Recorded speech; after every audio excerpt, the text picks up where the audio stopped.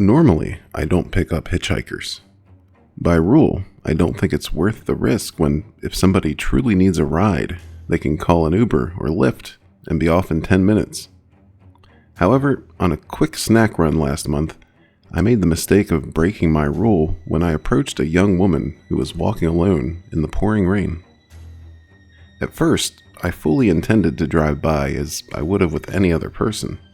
She must have noticed me driving up because right as I came up on her, she spun around, nearly jumped in front of my car, and frantically waved her arms for me to stop.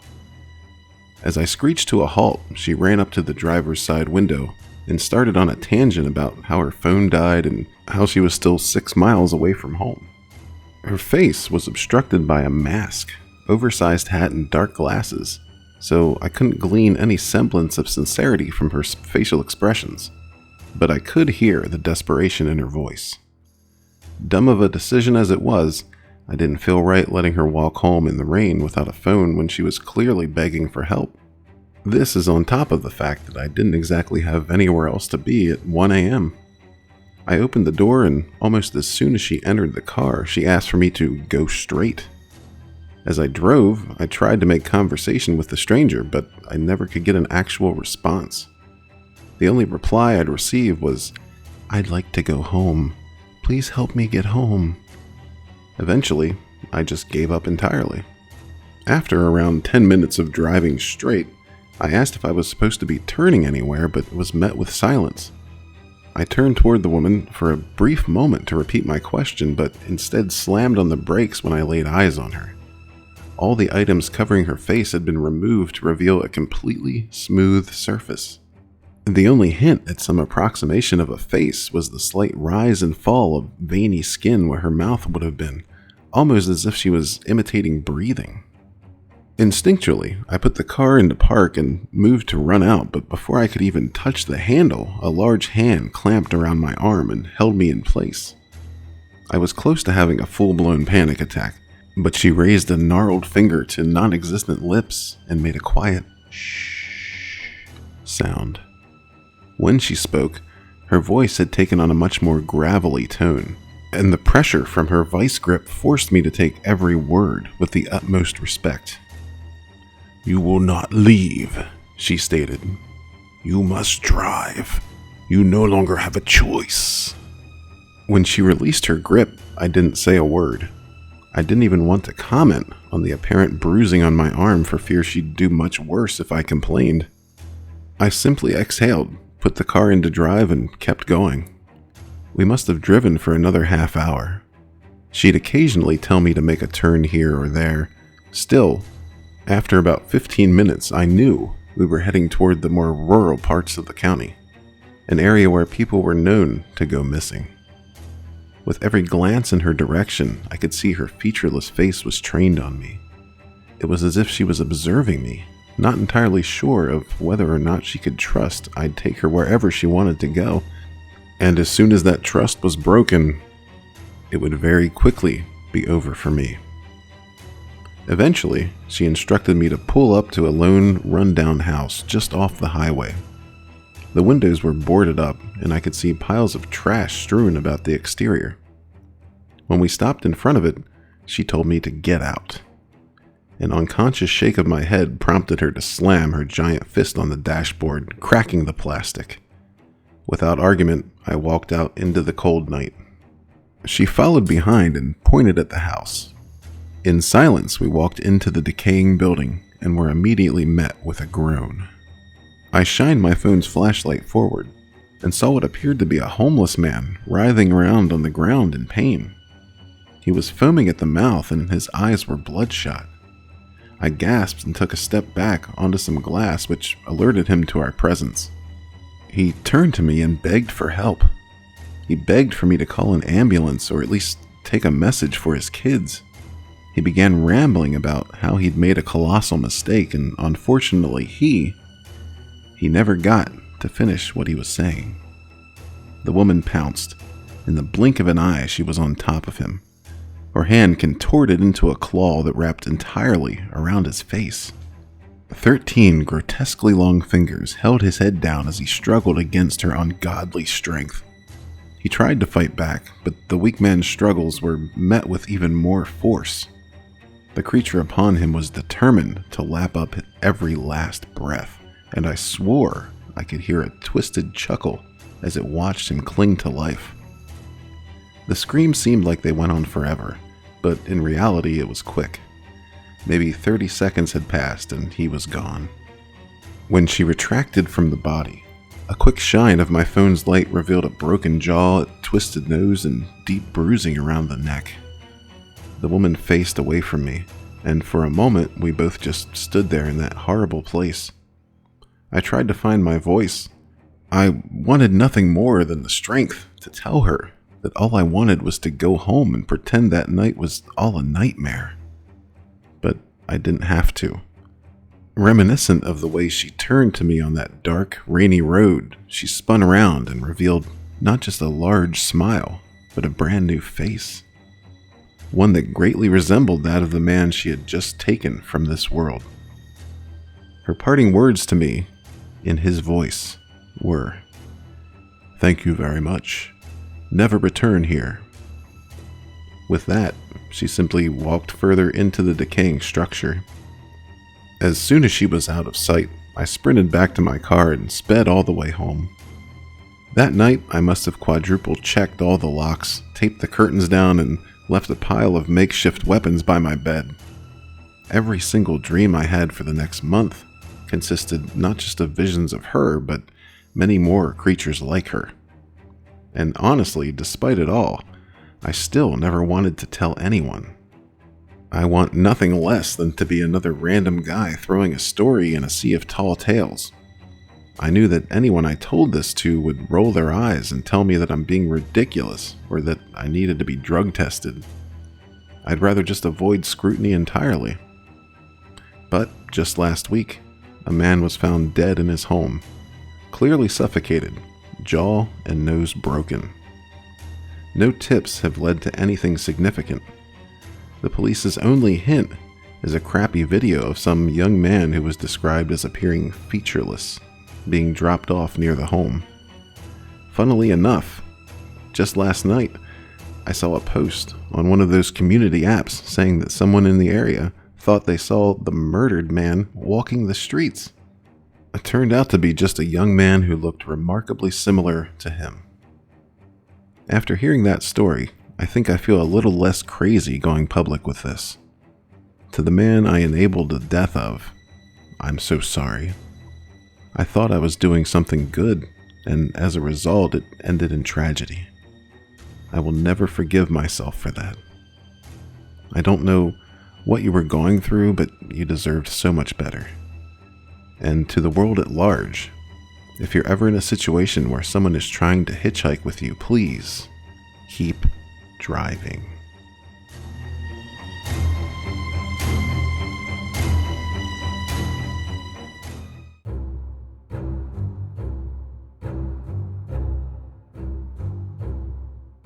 Steam rising from the winding, labyrinthine concrete streets of New York City in the winter. The sky is deep, black, and endless, lined with the cold fire of dying stars. And there are a million other places Levi would rather be. Walking home from a late shift at a shitty job, hands jammed into his coat pockets, he craves a cigarette he can't afford to buy.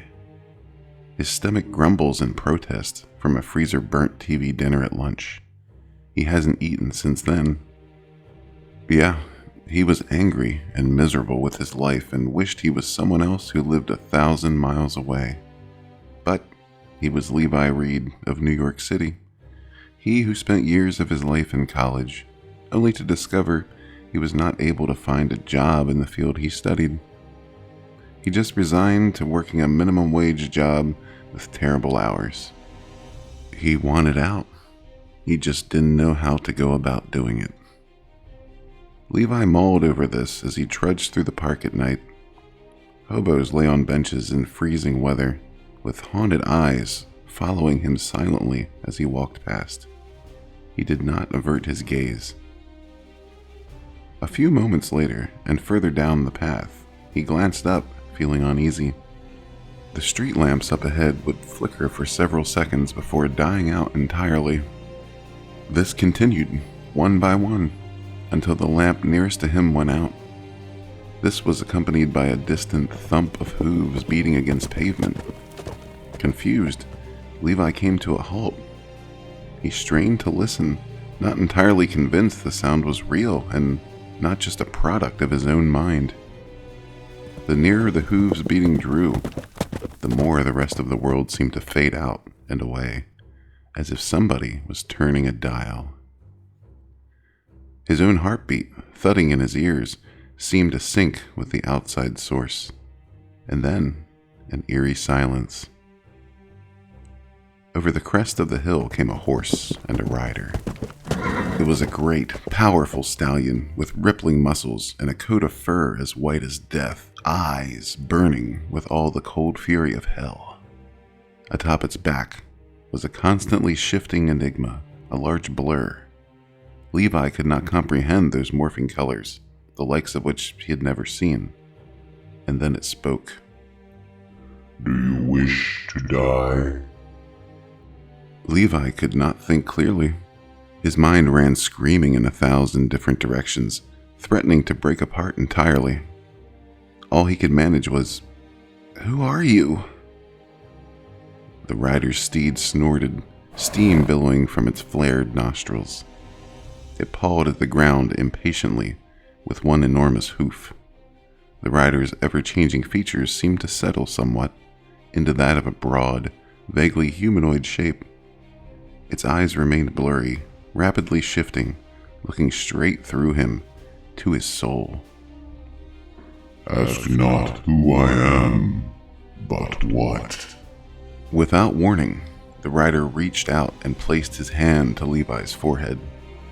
From its fingertips and into his brain flowed eternity, chaos, destruction, life, death, rebirth, kings and men, war and famine. The secrets of the universe, everything. Levi dropped to his knees, wailing in agony. The rider observed him quietly, watching with indifference as Levi doubled over. His whole body trembled and shook as he collapsed, heaving once. Blood spurted from his mouth, staining snow the color of brilliant crimson beneath him. For a long moment, he was still. At the sound of the rider's voice, his eyes rolled in that direction, and he remained silent but willing, a soldier standing attention to his commander. "Go forth, mortal, and tell your fellow man this world will end in 49 days.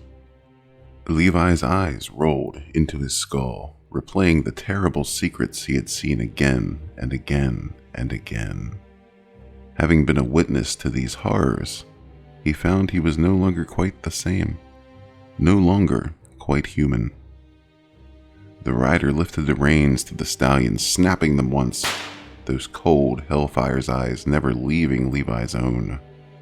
"For I am death, and you shall follow me." In a blazing flash of white, the rider and the horse were gone. Levi lay there for what felt like a very long time, hearing those words only. Then he slowly rose to his feet among the blossom of red in the frost and snow. The sharp breath of winter brushed past, but he didn't mind. There were greater concerns to be had now. The world was going to end. Levi was the messenger.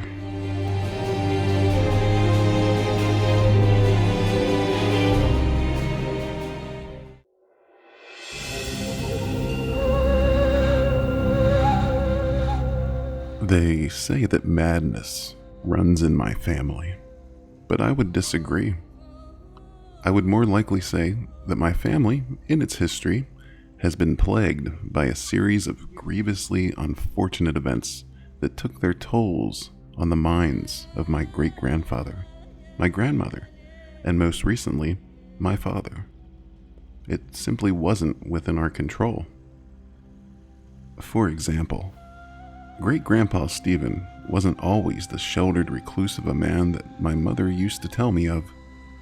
He was once a great role model and a brilliant biologist who womanized in his youth with his countless exploits of trips to the Amazon jungles and Middle Eastern deserts that had amassed him a great wealth of exotic pets within his estate. But after his wife died, he became attached to the bottle and would lock himself up days on end, shouting to seemingly no one in his atrium full of insects and snakes. On the rare occasions she saw him, said my mother with a weak sigh, he rarely spoke a coherent word. He simply gibbered at his glass tanks, as if the creatures crawling within understood his every word. They say it was due to a drunken accident that he was found in his mansion, dead, lying in a glass tank, along with 5 fat-tailed scorpions. And then there was dear old Grandma Susan. I still remember when she would show off her marvelous sketches of the forest. I still remember when she was a sweet old lady that would bake us cinnamon and raisin cookies rich with brown sugar and straight from the oven so that they were still moist and hot. Of course, this was before one day she tried to feed my brother and me cookies with a fat, squirming cockroach baked into each one. I remember her protesting as my mother pulled us out of the kitchen. They're full of goodness and sweet dreams and chittin'. We never really saw her again after that. No more trips to Grandma's, no more cookies, no more cockroaches. I don't know what it was with the cockroaches. She started drawing those everywhere. I looked through her notebook during the funeral at her house, after she was found beside a bottle of powerful roach killer. They were full of elaborate drawings of cockroaches and peculiar writings about swarms and buzzing in her ears. I miss Grandma, but I suppose everyone goes senile sooner or later. It couldn't be helped. She did look so calm in the casket, so dignified. She would have been proud to go that way. But my father, well, I'll admit, I'm not too sure about my father. He was always quiet, rarely reprimanding, almost never saying a word.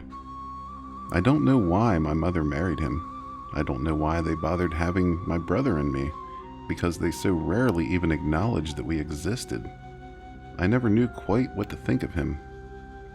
I loved him, I suppose. Despite everything he's done, I love him. I loved him when he put me to sleep as a child, when he gave me a rare smile after doing well in school, and when I came home to find my mother and brother strangled and collapsed in a pile in the backyard. My father was nearby, playing with an anthill, watching the creatures run the length of his long, rough fingers. It's sad indeed, our family history. There's very little pride in holes where insects crawl, because here, family and fate means nothing, as all that matters is feeding the hive, feeding the king. But I suppose our unfortunate incidents were inevitable acts of survival of the fittest. Our great-grandfather was a mighty man, but even cockroaches can be quashed, and as greatly as they may try, those little ants cannot hope to escape the slaughter of the beautiful, invincible scarab. The claws and shell and wings and mandibles give me shivers every time I caress them.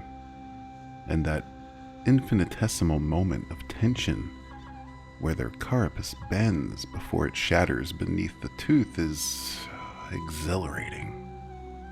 Even in the soft cage, they still come to me in the silence to feed them, to give me a blessing from the king with feelers and legs and hooks. They say that madness runs in my family, but I would disagree. The scarab whispered otherwise as it burrowed into my brain.